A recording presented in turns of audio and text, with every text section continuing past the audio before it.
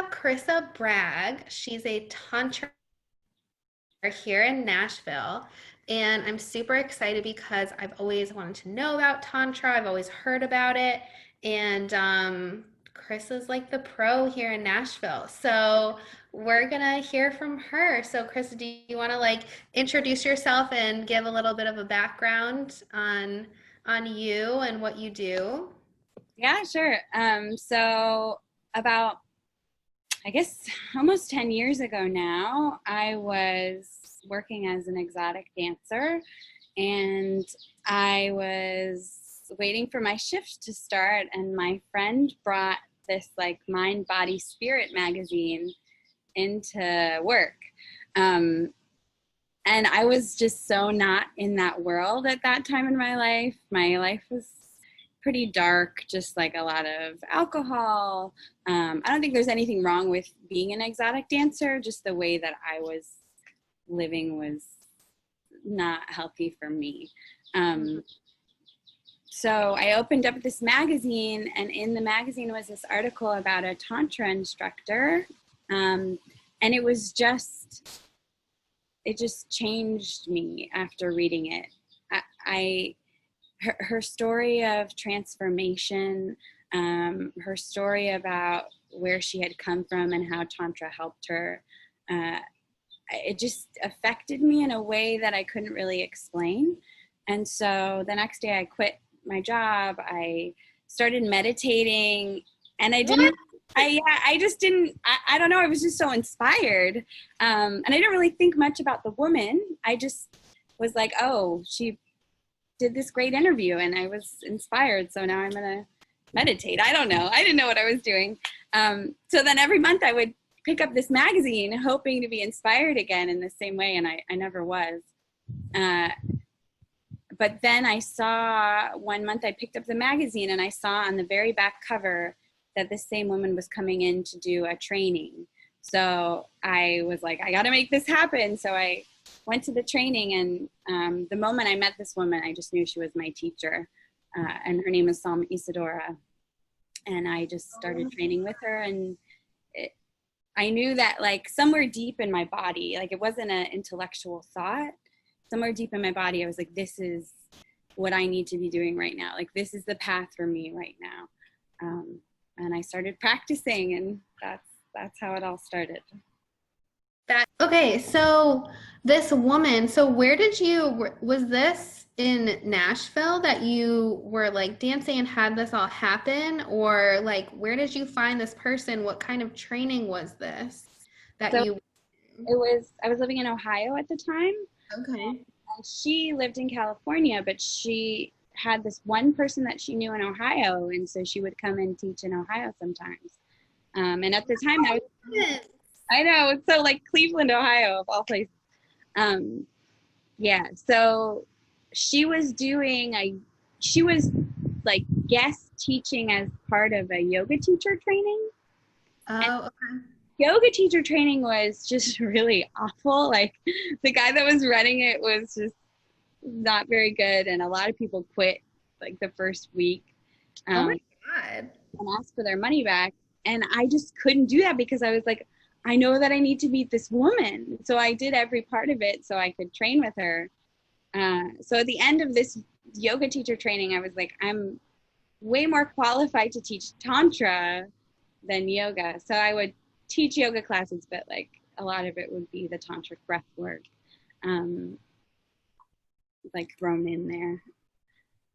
But eventually I traveled to California to study with her a lot. I went to India with her to meet her guru and get initiated in the lineage. Yeah, I took it all the way. Okay, wait. Well, let's backtrack. Can you give like a brief overview of what Tantra is? And so then we can kind of dig a little bit deeper into what you learned. Yeah, so I think the simplest way that I can describe what Tantra is that it's this understanding of our experience, and our reality, that there are two sides of it. There's duality in everything. And And the easiest way to describe that is like Shiva and Shakti, right? The divine masculine, the divine feminine. And the divine masculine represents awareness or consciousness, and the divine feminine represents energy. So when you sit down to do a tantric practice, what you're doing is you are focusing or becoming more aware of your energy. So a lot of times we think of the body as energy. So becoming more embodied, living more in our body.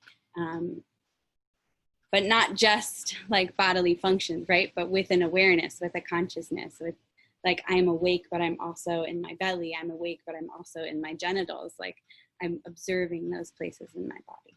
So there's all these different ways that you can do that. There are really complex, long rituals. There are yoga movements. There is breath work.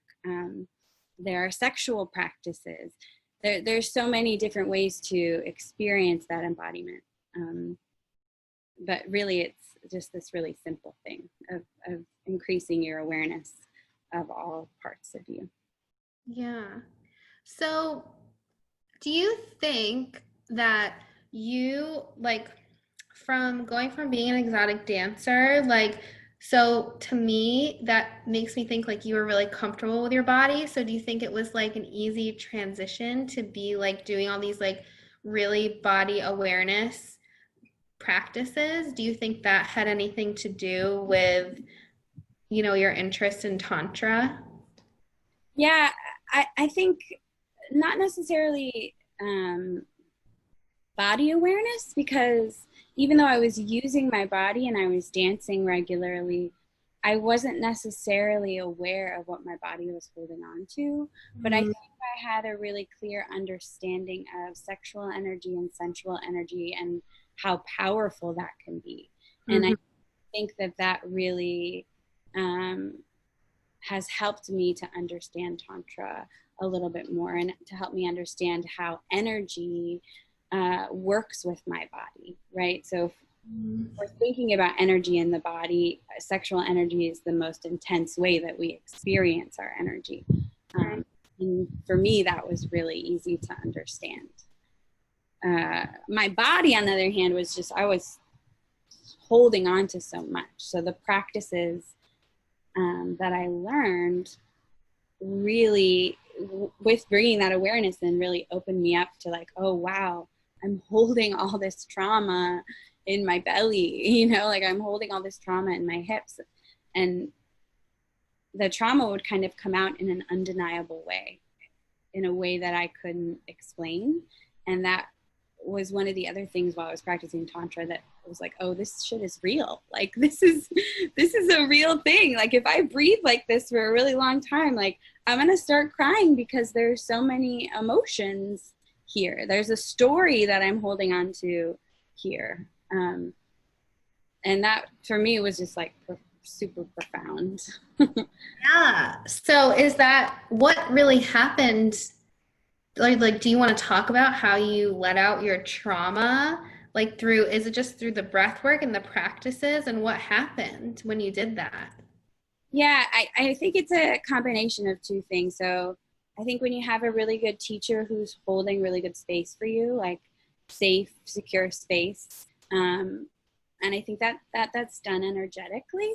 I think that can be really helpful to letting out those emotions. But yeah, the breath work, the techniques are also really incredible. My story was I was doing this yoga therapy training with Psalm, my teacher, and we were just doing breath of fire. It felt like forever. And afterwards, we were all sitting around talking, and I just, all this stuff about my personal power came up for me. And I just started crying. I had to leave. Like, I didn't know where it was just all coming out. Yeah, it was really, really a powerful moment for me. And now I do that regularly.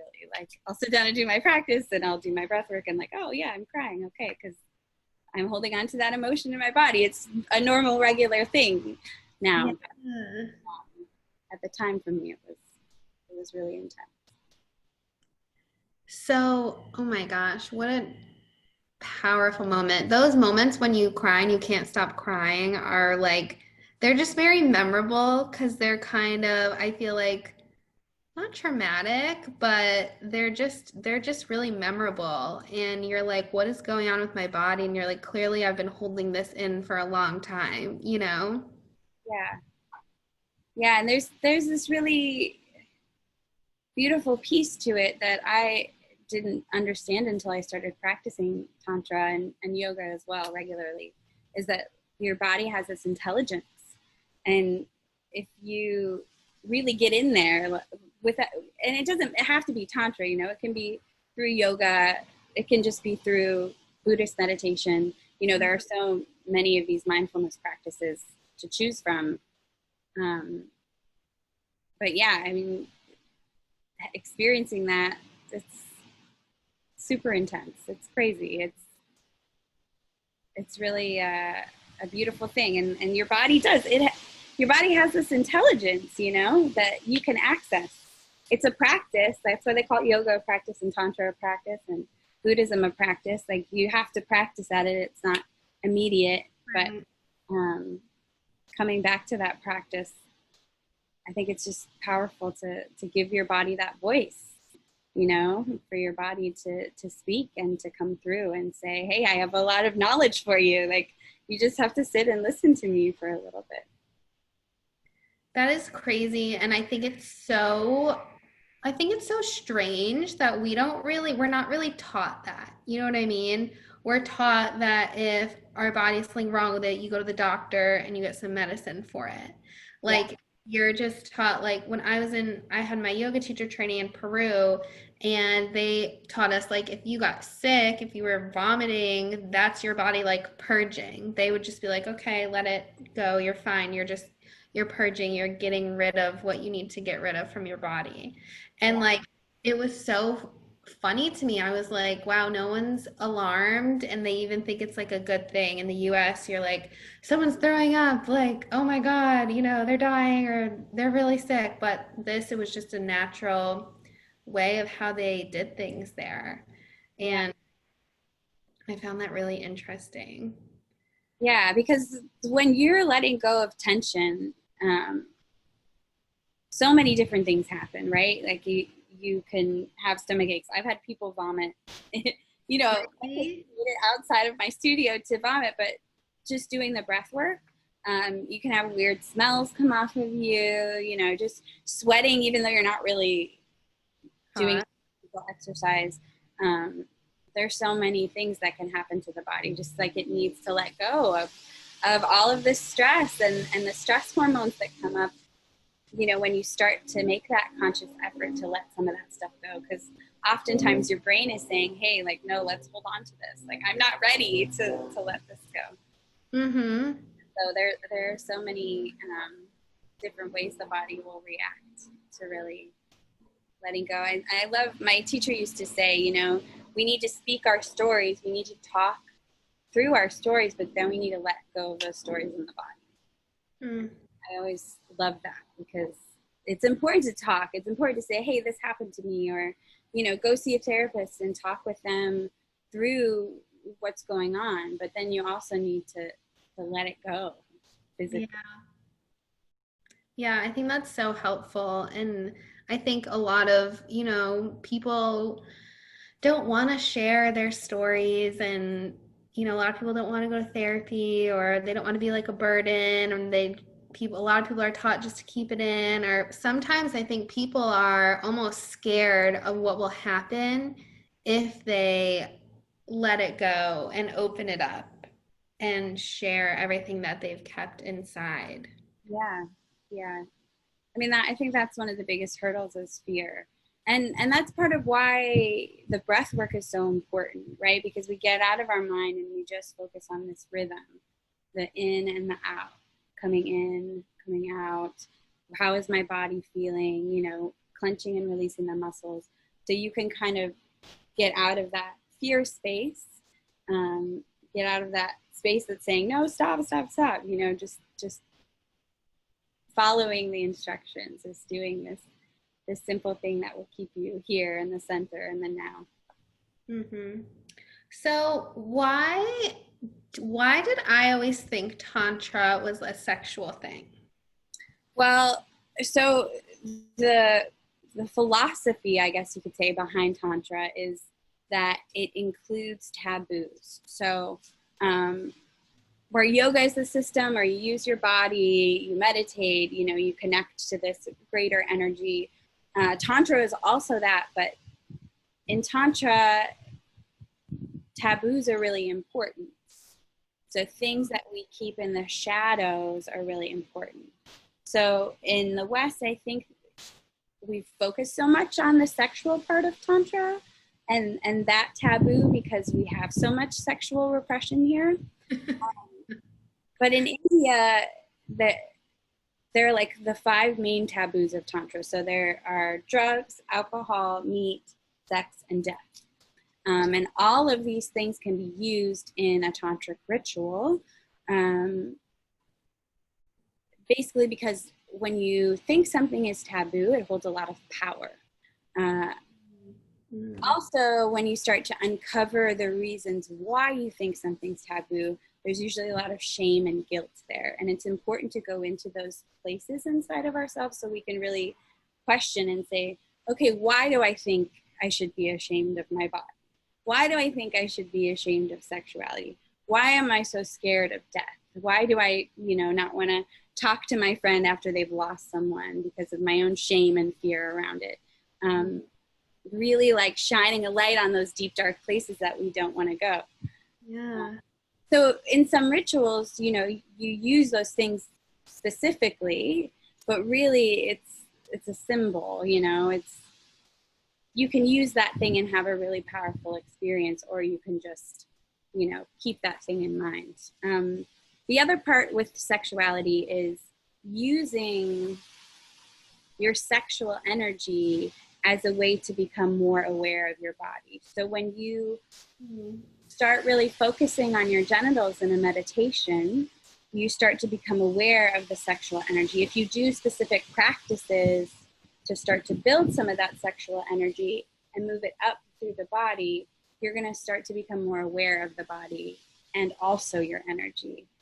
And then you can use that energy for healing, for creativity, kind of whatever you want. If you're like a serious Tantra practitioner, you use it for a spiritual connection. So there's the taboo aspect, but then there's also, really using it in the practice in a healing way. Wow. Yeah, we did learn a little bit about that in my yoga teacher training. Basically, they were just like, be careful with your sexual energy because it's like the energy of creation. And you could go like wasting your sexual energy on somebody that it doesn't matter, like that you don't want to, or you could like cultivate it and use it inside of yourself and really harness it and create something. But they Yeah. don't teach us how to do that. So Yeah. that's what Tantra is. Yeah. These same practices that make you more aware of your body also make you more aware of your sexuality. And when I teach the practices, I don't shy away from, okay, like we're going to focus now on our perineum or our anus, or, we're going to focus on the muscles of the vagina. We're going to breathe into the vagina, like nothing. If we're going to be aware of our body, we're going to be aware of those areas, and working with those areas sometimes, builds a lot of sexual energy. So it is important to be aware of how to use it. But I want to like challenge that idea that you need to be careful with it, because I think when you think about it that way, it can almost create this shame cycle. Like if you go to a Tantra class and you leave and you're feeling really sexual, and you go and have sex with somebody because you have all that energy built up, I don't ever want people to feel ashamed, like, oh, I didn't use my sexual energy right. Like, Yeah. you're naturally be who you are, and that energy is going to manifest itself the way that it's going to. And as you practice more, you're going to become more aware of like, oh, I did have sex with that person. It didn't feel very good, or it was really pleasurable and I have no regrets about it, So just being able to, do whatever it is you're going to do, but having a practice that helps you observe, you know, the deeper self, the deeper feelings about whatever action you take. Yeah. Shame and guilt can kind of almost restrict that in a way. Yeah. Yeah, I feel like I have a ton of shame around sex. Like just not even just for personal reasons and just I feel like our society, you know what I mean? It's not really like a sexually healthy society, I feel like. Like, do you see any differences like when you were in India between like sexuality there versus sexuality or just sex in the US? Well, it's very different in India. Like, there's a lot of sexual repression in India. So even though Tantra is from India, Yeah. it's not widely practiced. It's not, it's almost kind of seen as witchcraft in India. Um, Whoa. so it's taboo, basically, in India, Tantra itself. So it's hard to compare, you know, because we have our own cultural viewpoints, and they just have their own thing going on there. But Tantra, the practicing Tantra, has definitely helped me see where our society can change, because I feel like we over sexualize things in a way that kind of removes sensuality and connection. Oh my God. Or, you know, you have the other end where you just feel shame and guilt, and like sex is just for making babies, it's not for anything else. And both ends of the spectrum are, you know, not necessarily where we want to be. You know, sex can be for pleasure, and it also can be for connection. And a lot of times when I'm working with couples that are come to me because they have a sexual problem, it's usually because they just need to slow down and focus on connecting, and really focus on their body and their partner's body, and getting out of their head, and really experiencing each other, instead of just making it about like sex, or like, you know, being really timid and feeling a lot of shame. So there's definitely this place in the middle where I feel like Tantra can definitely help people get to. Yeah. So, like, what do you kind of teach in your classes, and what are some ways that you help people get in touch with themselves? So I teach a lot of breath work. I teach meditation.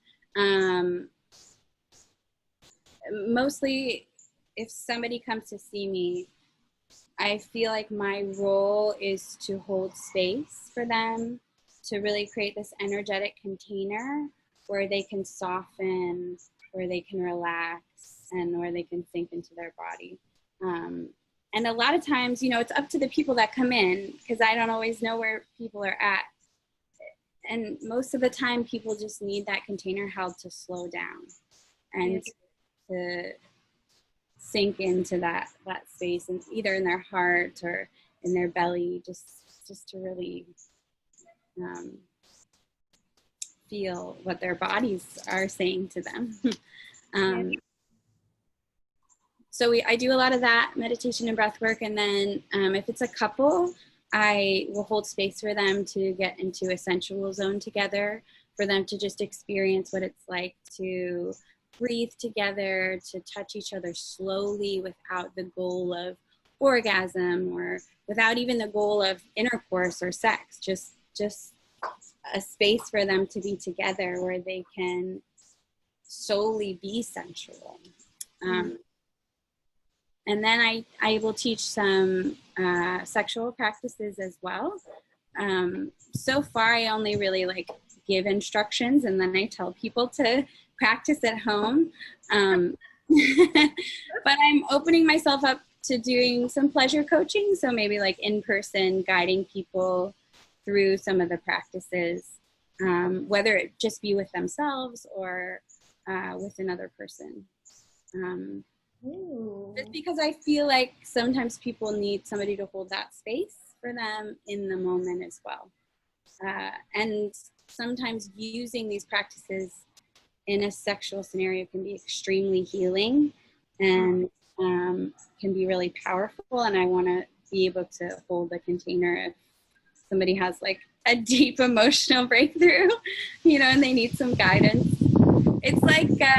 It's like people now, they're like, okay, I want to trip on mushrooms, but I think, you know, like it would be therapeutic if I had a therapist there, you know, and this, some of this work and the techniques can be that powerful, you know, where like, I want to have this incredible sexual experience, but I need somebody to guide me because it'll take you to deep places in yourself, and that can be really scary.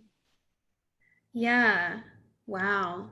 That's really interesting. I really like that.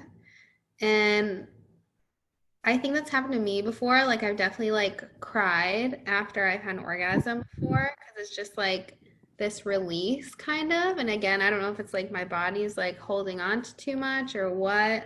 That's definitely happened to me before. Yeah, because like if you can think about the, and this is the way I like to teach, like if you think about all the muscles, right? Like Mhm. having such a big release there is you have, you know, unless you're doing a regular practice, it's hard to know exactly what emotions you're holding in those muscles. Mhm. So I always like to compare it to people in pigeon pose Ooh. yoga class, because that's the same area of energy, right? Like that's the sacral chakra. So the sacral chakra is our energy center of sexuality and sensuality and creativity, but it also is where we hold our really deep, deep emotions. So a Mhm. lot of times people will cry in pigeon pose in a yoga class and they'll be like, I don't know why I'm crying. I'm just crying because they're holding all that tension in the hips. And that's the same with having an orgasm or even doing some tantric practices where you're clenching all those muscles and deeply relaxing and releasing them, because you're holding tension, you're holding that deep emotional pain there as well. So yeah, it's so normal, you know, to cry after an orgasm because you just, that's like such a powerful way to relax and release that area of the body. Yeah. And then you're like not even like you're not even questioning why you're crying. You're like, I just had to let it out. Yeah. Well, and that's where tantra can become so powerful. So when you're doing some of those practices mindfully, you know, hopefully what will happen is with the awareness aspect of the practices, you'll cry, but you'll understand why. You'll see the root. You'll see, oh, I was holding on to this story, this thing, and Mm. now I can let that story go, or I can just understand myself better and how that story or that trauma has shaped me as a person. Because the ultimate goal of all this is just to be more self-aware. And, you know, there are so many ways to do that. Seriously. The other thing I wanted to ask you was I've read about like having sex with someone and then making it sort of like a spiritual practice and like helping that like aid both people in their spiritual practice. I've also heard about it as like I've heard of sexual like manifesting. I've heard about that. And I've just heard about using like sex to reach enlightenment. Like I've heard about all of these things. Like, do you know anything about that? And like what are your views on that? Yeah, so there are, you know, tantric practices that you can do on your own, Mhm. with the goal of enlightenment or self-awareness. Um, Yeah. which I don't often like to talk about that because I feel like in the West, when we grab onto a goal, you know, we become preoccupied with reaching our goal Mhm. and working really hard for the goal, and then we get further and further away from really watching ourselves because then we're watching the goal. So I always like to preface that before I talk about, you know, the point of Tantra. Um, but it is also important to understand that, yeah, there is a point, and that's a deeper self-awareness, which you can also call enlightenment, because I believe when you are aware of yourself, you're also aware of everything around you in a much deeper way. So there are couples practices that you can do, or practices where you're in sexual intercourse. But it's like a practice, right? It's not just like, oh, we're totally losing ourselves and having this wild and crazy sex and we have this spiritual experience, which totally happens. Like, that's a totally real thing that happens. And I think part of the reason why I was so drawn to Tantra, because I had felt like I had those experiences before I even knew what Tantra was. What was that? Like really intentional ways to practice. Like, okay, today I'm going to sit down and me and my partner are going to have this really intentional intercourse where we breathe and we move these muscles and we move at certain times. And that is our goal, to become more aware of ourselves. Ultimately, then you become more aware of your partner, you see them differently. And then on a bigger level, you know, letting the self fold away and you are more aware of the bigger energy. So yeah, there's so many practices like that. I've also heard of the, you know, manifesting things with your sexual energy. I know there's people that teach that. I really like to just kind of watch my sexual energy, because I believe sexual energy is creative energy, it's life force energy, it's all the same. And Yeah. the way that I look at it is, if I can, you know, let myself fall into that flow, that creative energy, it's going to take me places. I don't necessarily like to say, okay, today I'm going to sit down and do my Tantra practice, and with the goal in mind that I need $200. Like, you know, but I know some people do that. They like build up their sexual energy, you know, or they don't release an orgasm as a way to manifest certain things in their life. And that's called sex magic. I'm not against it. I'm just not really, it would, if I used it in that way, I think it would preoccupy me from the thing that I'm really hungry for, which is self-awareness. But there's the, you know, like I always tell people in my classes, like, you can use the techniques however you want. You know, I'm not going to be like at your house, like, use it for only spirituality and that's it. Oh, that's funny. But yeah, there's totally people who manifest with sexual energy. Yeah, I've just heard a lot of different stuff lately. I've just been going down these rabbit holes about that type of stuff. So what is like, how did your relationship to yourself change like once you started doing these practices? I think before I went down this path, I was just kind of going through the motions of things and just not really knowing why. I was always very curious and adventurous and, you know, but wanting to explore the world. But I also had all these other things going on that I just felt like I couldn't control. Like, you know, drinking too much, getting in weird relationships with people, getting sad all the time, like having really extreme mood swings. And I just had no understanding of why I was doing any of those things. I just felt like it was like this is my path in life. I just got to deal with this, like, these behaviors that I can't control. So I think that once I started practicing, I just began to like peer under the surface. Like, okay, this is what's going on. You know, this is what happened to me in my life that, you know, caused me to create this cycle. And now that I know that there's a cycle, I can break the cycle. And over time, and I want, you know, I've been practicing for almost 10 years now. So I just want to reiterate, anybody who wants to start on this path, that it's very slow moving, you know, like you start to immediately feel things in your body, but, you know, for these big changes to happen, it takes a long time of really being committed to sitting with yourself. But yeah, breaking those cycles, finding the root, knowing that my body is going to speak to me usually before I know anything's wrong. Mm. Those are the things that have really changed my relationship with who I am, and really knowing and understanding who I am, because when you have so much pain and trauma and all these cycles around you, they're kind of distracting you from who you really are, what your spirit is and your soul and your calling in this life and your purpose. So being able to cut those things away, it's like, oh, here, I know how to get to myself. Even though some days it's like super stressful and crazy and I lose myself, I know now, like, oh, if I sit here for a while, I'll come back. Like, Yeah. And what a relief. Yeah, yeah, yeah. Like, it sounds like this changed your whole life. Yeah, yeah, definitely, definitely.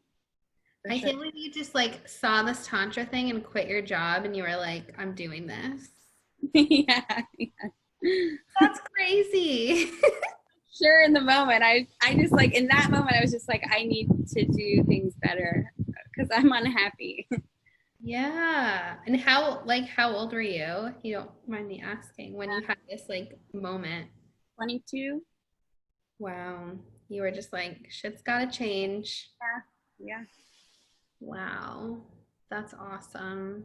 Yeah. Oh, and how, like, do you do these? How long every day do you spend during doing these practices? Like, do you do it every day or what?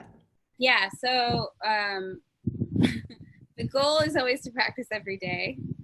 Life can be crazy sometimes, but I would say usually 5 days a week. I practice for an hour. My routine is I get up, I immediately do my practice before I do anything. Yeah.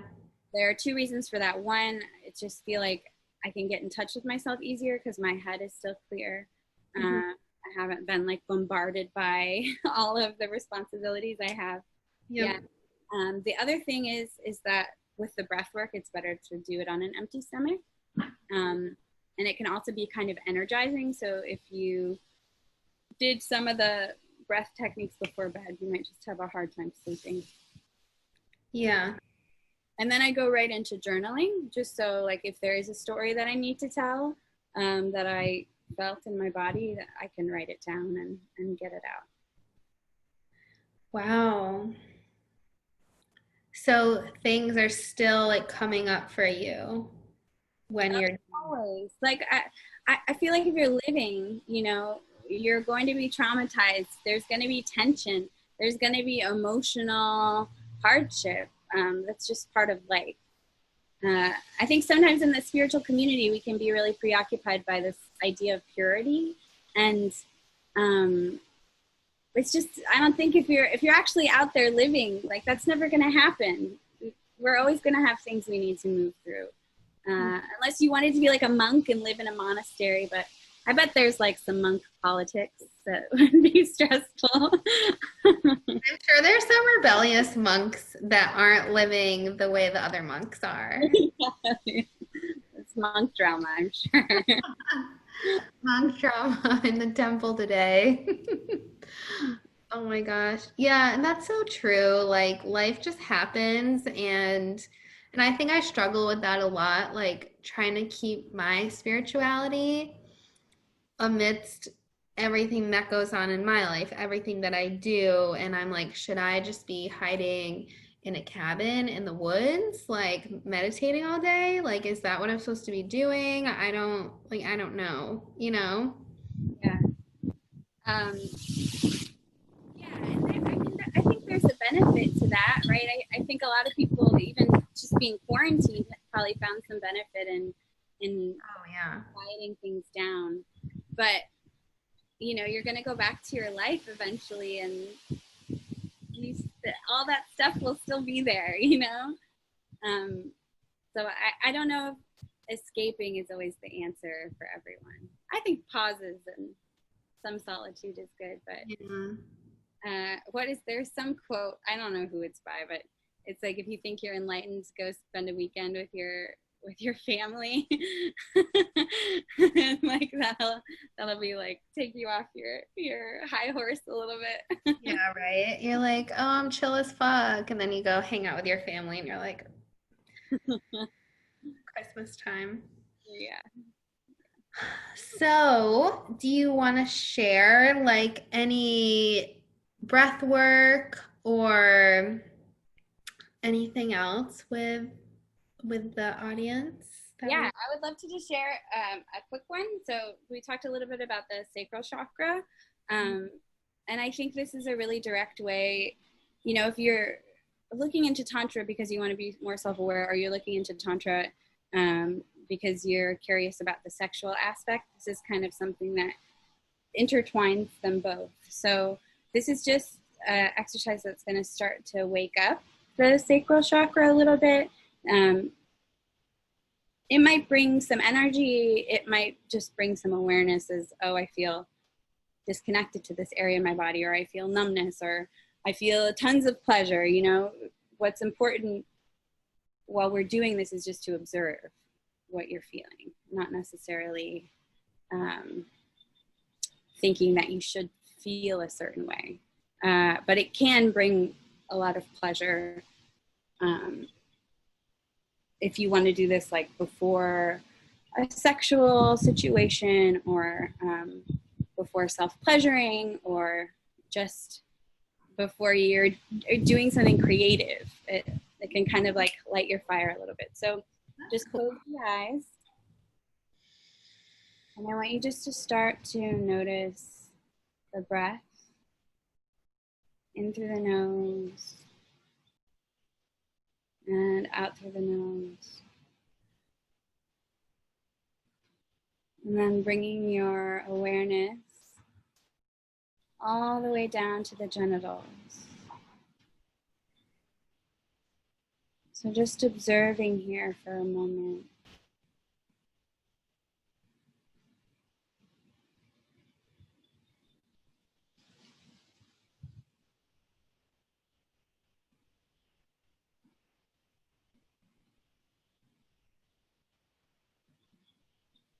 And then as you inhale, I want you to clench the muscles of the genitals up and in.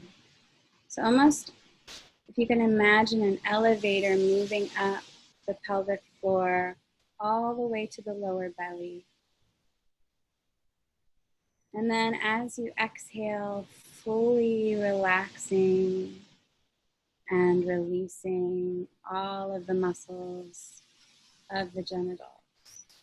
So I just want you to start to go to the rhythm of your own breath, inhaling, clenching up and in,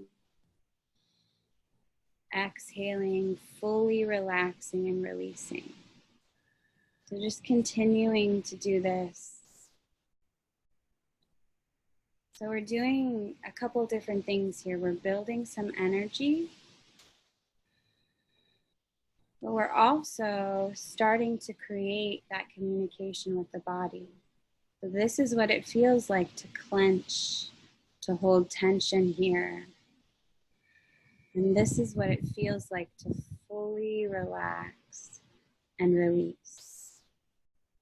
So as you walk through your day, you can start to notice what situations cause you to clench and what situations cause you to relax and release. So just continuing that clenching with the inhale, that full relaxation with the exhale. And keeping your awareness on your genitals. So trying to continually observe this part of the body as you breathe, as you move the muscles.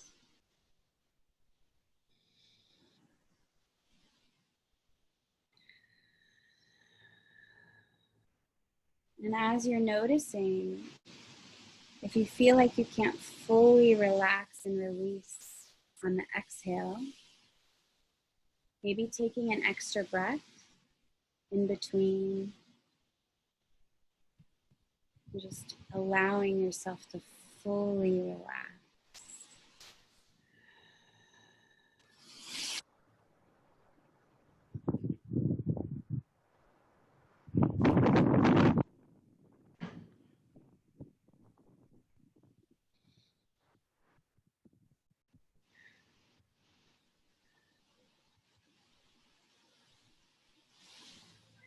And then letting go of the practice, coming back to the breath,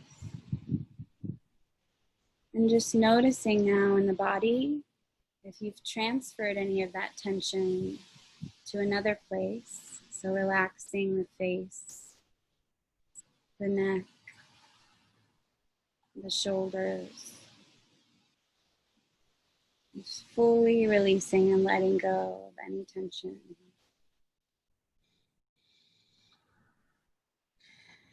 Sometimes when we work with the lower parts of our body, the tension can move up to the higher parts of our body. So just as you exhale, just allowing that tension to leave the body, softening any space that feels tense.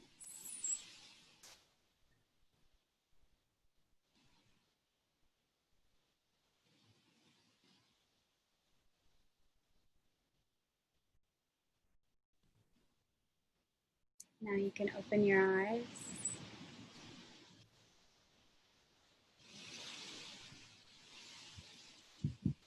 So that's one of the beginning exercises for the sacral chakra, to start opening up that part of the body, and creating, like I was saying during the meditation, and creating that communication. Like, here's what it feels like to be tense.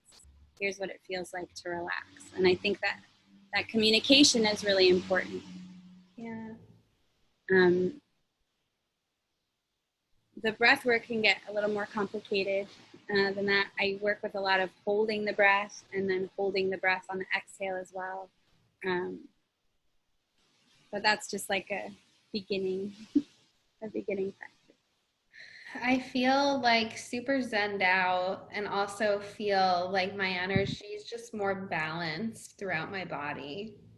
Like it's not all centered in one place. Like I just feel a little bit more relaxed, like in that like root sacral area. And I just feel more cleansed and balanced. Feel That's, good. yeah, that's like the clenching and releasing can be really cleansing and detoxifying, because it's almost like you're using your muscles to give yourself a massage in this area that, normally doesn't get massaged. You can't, not to any massage parlor I've been to, you usually can't get your sacral chakra massage. Yeah. No, that was really cool. I'm gonna do that. I'm gonna put that in my morning routine. Yeah, just try it. And it, for anybody watching this video, just trying it for a couple minutes a day and just observing the body and seeing how it feels afterwards. Yeah. Be interesting, just to experiment with it. Yeah, it was hard at first to inhale and also like inhale clench. Mm-hmm. It's hard at first, and then but I got used to it. Yeah, and a lot of that, it's just developing that mind-body connection, like be doing one thing while you're doing another thing. That was so cool. Thank you. I loved it. Oh my God, I'm so excited. So, is there anything else that you want to share with the class?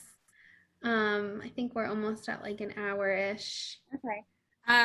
So right now, I have a Tantra studio where I usually see private clients and couples, and I hold like small group classes there.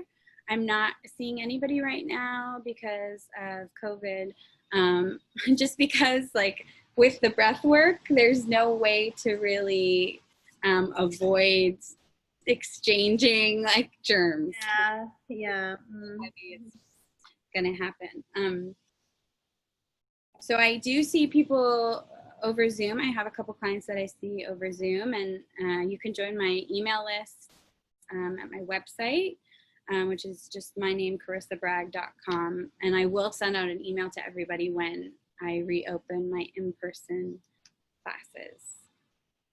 Yes. Awesome. Okay, and I'll put your like website on here. I'll add it in after when I edit this. Okay. Um, so thank you, Corissa. Thank you for having me. I love talking about Tantra. It's so freaking cool. Like, I think this is awesome. I'm just like, I just want to dive in and learn so much more about it. I'm so excited.